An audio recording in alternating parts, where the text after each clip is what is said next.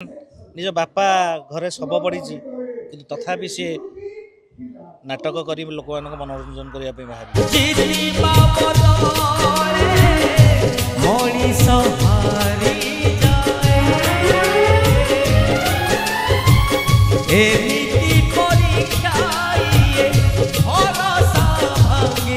कथा छोटिया कथा कह तो बो चली जाते मुझे देखी तो मुझे दिन प्रेजेंट नी आप चैनल में देखी आखि भरा माने आखिरे आखि लुह माने ग्रीन रूम रे किंतु स्टेज रे निश्चक अभिनय तो आज मुझे देखिली आखिरे लुह ना पत्थर पलटि माने दुईटा जिन अलग माँ मरी अभिनय स्टेज जीवंत थिला आखिरे लुह छल छल आखिरे पुणी स्टेज पर समस्त कांदुले आज समस्त देखो पूरा पत्थर पलटि जाए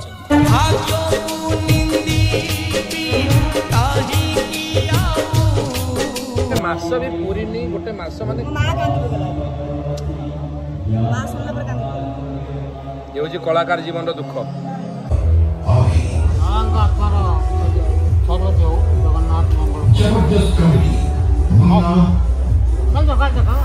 देखु दर्शक बंधु माँ चली जाइए अभिनय करते से राति आज मुहरे रंग मारुंट बापा चली जाइए मुखाग्नि दबाकू आज जापारना सतरे केते बड़ दुखद खबर निश्चित भाव में आम समस्त आज आखिर लुह बोल मानुनी समस्ते शोकाकूल परिवेश भितर आज कोणार्क गणनाट्य अच्छा एते दुख एते झटका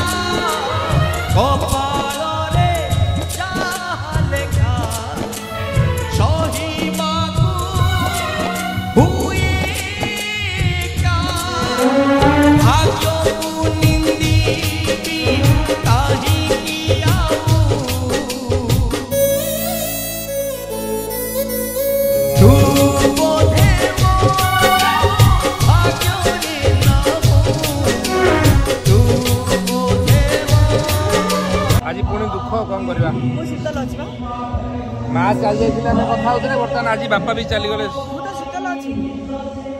किसी हम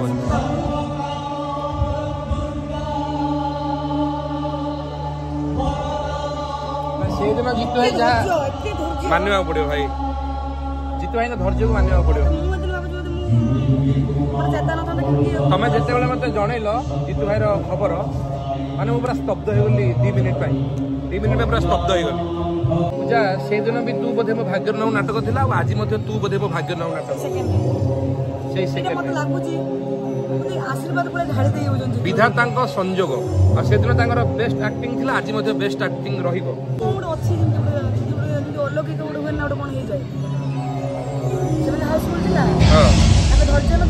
पर दिन तू बोधे भाग्य नाउ नाटक थिला आज हेट्रिक शो पाए पुणी 3 नंबर दिन नाटक हो रिपीट तो फ्रेंड्स आज कोणार्क गणनाट्य निहाती दुख खबर आपण मान तो वीडियो रे देखि पारले वर्तमान जो नाटक मंचस्थ होथुला तू बोधे मो भाग्यर नाहु नाटकर निर्देशक आज जीतू भाई ए दुखद घटना शुणी आज आम पाखे आसिक पहुँचले बहुत दूर सार आसते ढेंकानाल तेणु भुवन माटू जिते आसते सार मनर कथा शुणा मो इच्छा प्रकाश कली तो आसतु साक्षात करवा सार प्रणाम सार जय जगन्नाथ जय जगन्नाथ सार केमती अच्छे भल अच्छी दुखरे भी अच्छी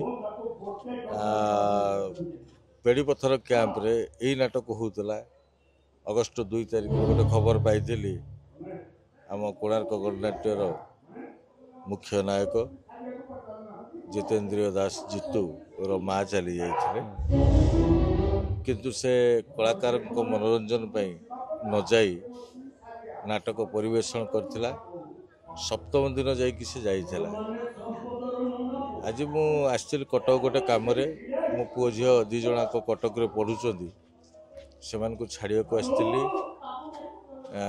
हठात खबर पाइली जे जितुर जड़े संपर्क भाई माउस पु भाई प्रभा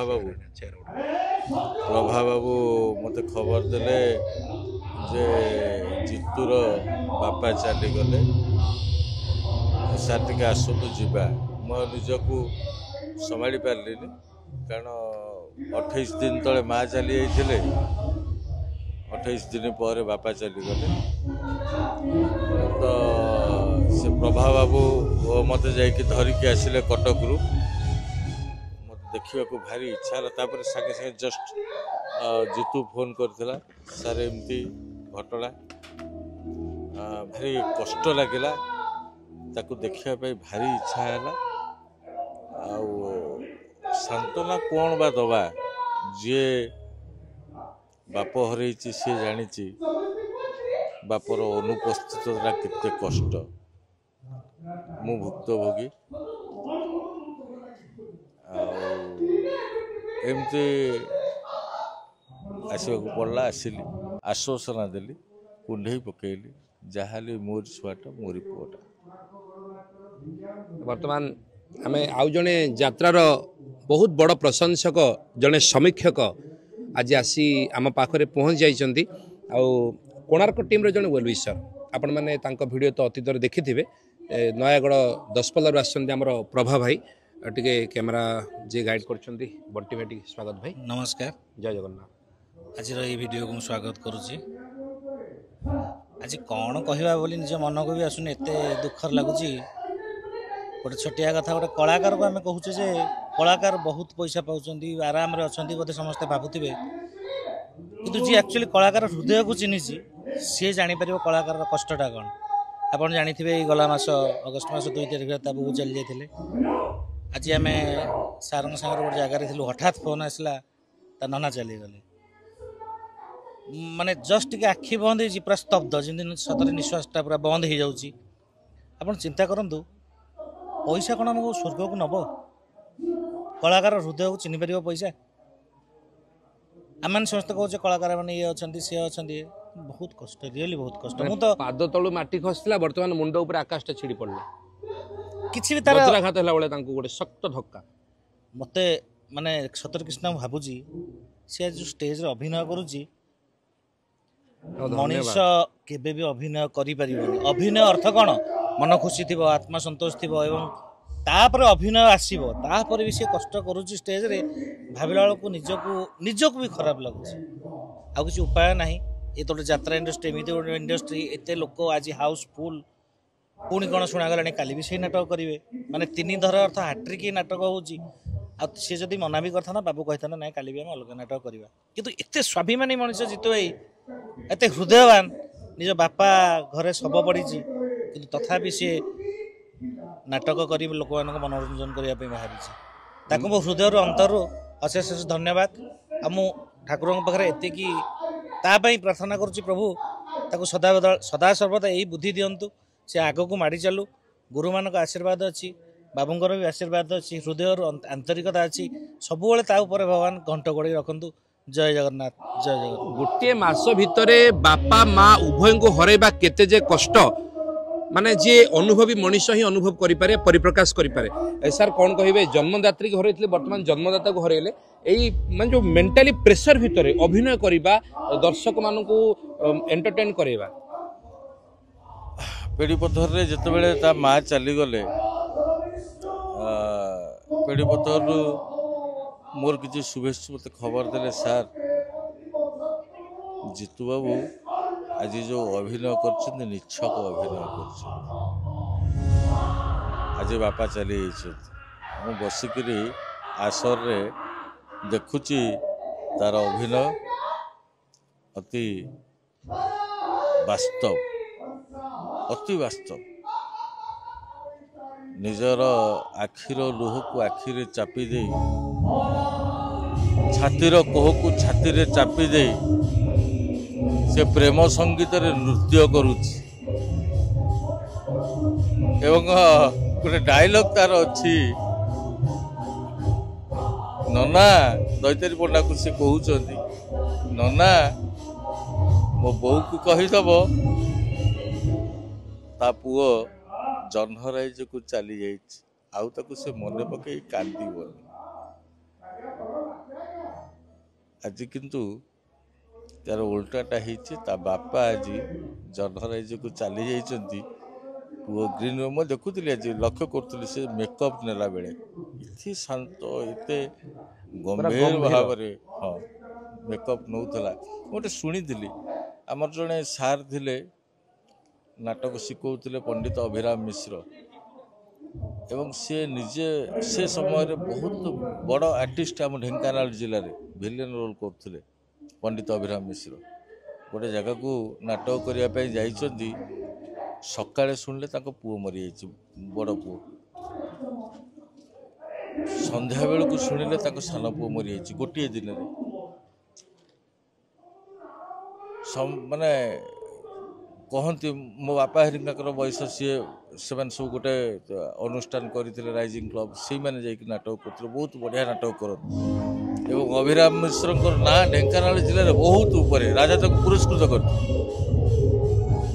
ସମସ୍ତେ କହିଲେ ଅଭିରାମ କ'ଣ ତାଙ୍କ ସାଙ୍ଗମାନେ ଡିରେକ୍ଟର ଥିଲେ ନାଟ୍ୟ କଳାଭୂଷଣ ପୀତାମ୍ବର ମିଶ୍ର, ଅଭିରାମ କ'ଣ ଆଜି ପାଠ କରିପାରିବ? ସମସ୍ତେ ତାଙ୍କ ଜାଗାରେ ରିପ୍ଲେସମେଣ୍ଟ କରାଯାଇଥିଲା ଆଉ ଜଣେ କଳାକାର। ଅଭିରାମ ମିଶ୍ର କହିଲେ ନାଇଁ ନାଇଁ ସେ କ'ଣ କରିବ, ପାଠ ମୁଁ କରିବି। ସେ ଈଶ୍ୱରଙ୍କ ସନ୍ତାନ, ଈଶ୍ୱର ତାଙ୍କୁ ନେଇଗଲେ। ସେଥିରେ ମୋର ମନ ଦୁଃଖ, ସେ ଜଣେ ସନ୍ଥ ଥିଲେ, ସେ ଜଣେ ଆଜୀବନ ସନ୍ଥ, ମାନେ ଗୃହସ୍ଥ ସନ୍ନ୍ୟାସୀ କହିଲେ ଅତ୍ୟୁକ୍ତି ହେବ ନାହିଁ। ବେଦ ବେଦାନ୍ତ ଉପନିଷଦ ଉପରେ ଗଭୀର ଜ୍ଞାନ, ସେଥିପାଇଁ ତାଙ୍କୁ ପଣ୍ଡିତ ଉପାଧି ମଧ୍ୟ ଦିଆଯାଇଥିଲା। ମୁଁ ଆଜି ଦେଖୁଛି ଜିତୁକୁ, ସେଦିନ ଶୁଣିଥିଲି ଅକ୍ଟୋବର 2 ଏ ଯେଉଁ ଅଗଷ୍ଟ 2 ତାରିଖରେ, ଆଜି ମୁଁ ଦେଖୁଛି। ଏଇ ତ କଳାକାର ଜୀବନ। ଦୟାକରି ସୋସିଆଲ ମିଡ଼ିଆରେ ସମସ୍ତଙ୍କୁ ଅନୁରୋଧ କରିବି, ଯେଉଁ ଭିଉଅର୍ସ ମାନେ ବିଭିନ୍ନ କଳାକାରଙ୍କ ଉପରେ ମତ ମନ୍ତବ୍ୟ ଦେଉଛନ୍ତି, ଦୟାକରି ଦିଅନ୍ତୁନି। କୋଟିଏ ଟଙ୍କା 5 କୋଟି ଟଙ୍କା ଅଗଣିତ ଟଙ୍କା ଯଦି ଗୋଟେ କଳାକାର ପାଏ, ଏଇ ଗୋଟିଏ ଦିନ ପାଇଁ, ଏଇ ଗୋଟିଏ ମୁହୂର୍ତ୍ତ ପାଇଁ ସେ ଟଙ୍କା ତୁଚ୍ଛ। ବାପା ମରିଯାଇଛି, ମଞ୍ଚ ଉପରେ ଅଭିନୟ କରୁଛି। ଆମେ ଖାଲି ଶୁଣିଥିଲୁ, କିନ୍ତୁ ମୁଁ ଏଇ ବର୍ଷ 2 ଥର ଦେଖିଲିନି, ସ୍ପେଶାଲି ଜଣଙ୍କ ଉପରେ ହିଁ ଆଜି ବହୁତ ସାରା ସିମ୍ପାଥି ତାଙ୍କ ଉପରେ ଏତେ କମେଣ୍ଟ ଆସିଥିଲା, ଭଲ ଭଲ କମେଣ୍ଟ ଆସିଥିଲେ। ଭାଇ ଜିତୁ ଭାଇ ତମକୁ ହୃଦୟରୁ ଧନ୍ୟବାଦ, ମାନେ ମାନିବାକୁ ହବ, ତମକୁ ତାରିଫ କରିବାକୁ ହବ, ସାଲ୍ୟୁଟ। ତମେ କେମିତି ପେସେନ୍ସ ଧୈର୍ଯ୍ୟର ସହ ତମେ ଅଭିନୟ କରିଛ। ଆଉ କହିବି କୋଣାର୍କ ଗଣନାଟ୍ୟର ପ୍ରଯୋଜକଙ୍କ କଥା ଧାଡ଼ିଏ କହିବି, ନ କହିଲେ କଥାଟା ଅପୂର୍ଣ୍ଣ ରହିଯିବ। ଯେତେବେଳେ ସିଏ କଥା ଜାଣିଲେ, ସିଏ ମଧ୍ୟ ନାଟକ ଯଦି ଜିତୁକୁ ପଚାର, ଯଦି ସେ ଘରକୁ ଯିବ ତାହେଲେ ନାଟକ ପରିବର୍ତ୍ତନ କରିଦିଅ କମିଟି ବାଲାଙ୍କୁ କହିକି, ସେ କଥା ମୁଁ ବୁଝିବି। ଦେବତା ଭଳିଆ ଲୋକ, ଏତେ ସପୋର୍ଟିଭ। ସେ ଯେତେବେଳେ ଜାଣିଲେ ମୁଁ ଆସୁଛି ପାର୍ଟି ପାଖକୁ ଯାଉଛି, ମୋତେ କହିଲେ ଯାଇକି ତାକୁ ଟିକେ ବୁଝେଇବି। ବାପ ଚାଲିଗଲେ ବି ଭାରତ ଭୂଷଣ ଦେଓ ନାମକ ଗୋଟେ ବାପା ତାର ଅଛି। ତେଣୁ ହୃଦୟରୁ କୋଣାର୍କ ଗଣନାଟ୍ୟର ପ୍ରଯୋଜକ ଭାରତ ଭୂଷଣ ଦେଓ ପାକୁ ବାବୁ ନମସ୍କାର। ଗୋଟେ କଥା ଛୋଟିଆ କଥା କହିବି, ଯୋଉଦିନ ତା ବୋଉ ଚାଲି ଯାଇଥିଲେ ମୁଁ ଦେଖିଥିଲି, ତ ମୁଁ ସେଦିନ ପ୍ରେଜେଣ୍ଟ ନଥିଲି, ଆପଣଙ୍କର ଚ୍ୟାନେଲ ମାଧ୍ୟମରେ ଦେଖିଥିଲି। ଆଖି ଭରା, ମାନେ ଆଖିରେ ଆଖି ଲୁହ, ମାନେ ଗ୍ରୀନ ରୁମ୍ରେ, କିନ୍ତୁ ଷ୍ଟେଜରେ ନିଚ୍ଛକ ଅଭିନୟ। କିନ୍ତୁ ଆଜି ମୁଁ ଦେଖିଲି ଆଖିରେ ଲୁହ ନାହିଁ, ପଥର ପାଲଟି ଯାଇଛି। ମାନେ ଦୁଇଟା ଜିନିଷ ଅଲଗା। ମା ମରିଥିଲେ, ଅଭିନୟ ଷ୍ଟେଜ ଜୀବନ୍ତ ଥିଲା, ଆଖିରେ ଲୁହ ଛଳଛଳ ଆଖିରେ, ପୁଣି ଷ୍ଟେଜ ଉପରେ ସମସ୍ତେ କାନ୍ଦୁଥିଲେ। ଆଜି ସମସ୍ତେ ଦେଖନ୍ତୁ ପୁରା ପଥର ପାଲଟି ଯାଇଛନ୍ତି। ମାନେ କଳାକାରଙ୍କୁ ଆଉ ତୁଳନା କରିହେବନି। ମୋର ବି ସବୁ ଭାଇ ଭଉଣୀମାନଙ୍କୁ ଅନୁରୋଧ କରୁଛି, କଳାକାରଙ୍କୁ କେବେ କମେଣ୍ଟ କରନ୍ତୁନି, ଖରାପ କମେଣ୍ଟ। କେତେ କଷ୍ଟ ସେ ଆମ ପାଇଁ, ଆମ ମନୋରଞ୍ଜନ ପାଇଁ କରୁଛନ୍ତି, ଆପଣ ଥରେ ହୃଦୟରୁ ଭାବନ୍ତୁ। ଯଦି ଆପଣଙ୍କ ଘରେ ଆପଣଙ୍କ ବାପା ମା ଏମିତି ଗୋଟେ ମାସରେ ଚାଲିଯିବେ, ଆପଣ ଧୈର୍ଯ୍ୟ ଧରି ରହିପାରିବେ ତ? କେବେ ରହିପାରିବେନି, ଏଇଟା ମୁଁ କହୁଛି। ତେଣୁ ମୋର ସମସ୍ତଙ୍କୁ ଅନୁରୋଧ, ଖରାପ କମେଣ୍ଟ କରନ୍ତୁନି। କାହାର ଭଲ ଆମେ କରିପାରିବାନି, ଖରାପ କାହିଁକି କହିବା। ଭଗବାନ କରନ୍ତୁ ଜିତୁ ଭାଇକି ସଦାବେଳେ ଏମିତି ଆଶୀର୍ବାଦ ଦିଅନ୍ତୁ। ସାର୍ ମାନଙ୍କର ଆଶୀର୍ବାଦ ଅଛି। ଆଉ ବାବୁଙ୍କର ବି ବାବୁ ବି ଫୋନ୍ କରିଥିଲି, ସାର୍ଙ୍କ ସହିତ ମୁଁ ଫୋନ୍ କରିଥିଲି। ବାବୁଙ୍କର 100ରୁ 200 ଭାଗ ସପୋର୍ଟ ଅଛି ଜିତୁ ଭାଇ ପାଇଁ। ଆଉ ଜିତୁ ଭାଇ ନିଜେ ଏତେ ହୃଦୟବାନ, କହିଲା ନା ମୁଁ ଆଜି ଯିବିନି। ସଂସ୍ଥା ଆଗ, ଏତେ ଲୋକଙ୍କର ଦାନା ପାଣି ସଂସ୍ଥା, ଏତେ ଲୋକଙ୍କର ଭଲ ପାଇବା, ସେ ଭଲ ପାଇବା ଆଗରେ ସେ ଆଜି ବି ଘରକୁ ଗଲାନି, ଆସନ୍ତାକାଲି ବି ଯିବନି। ତାପରେ ସେ ଚିନ୍ତା କରିବ ଯେହେତୁ ଆମର ଗୋଟେ ମାନେ ଆମେ ସମାଜରେ ରହୁଛେ, ସମାଜରେ କ'ଣ ଆମର ଦରକାର ନିତ୍ୟାନ୍ତ ଜିନିଷ, ତା ଅନୁସାରେ ପ୍ଲାନ୍ କରିକି ପୁଣି ସେଟା ଘରକୁ ଯିବ। ସେତିକି କେବଳ ଠାକୁର ମୁଣ୍ଡିଆ ପାଉଛି, ତାକୁ ଧୈର୍ଯ୍ୟ ଦେବା, ଆଉ କିଛି ନାହିଁ।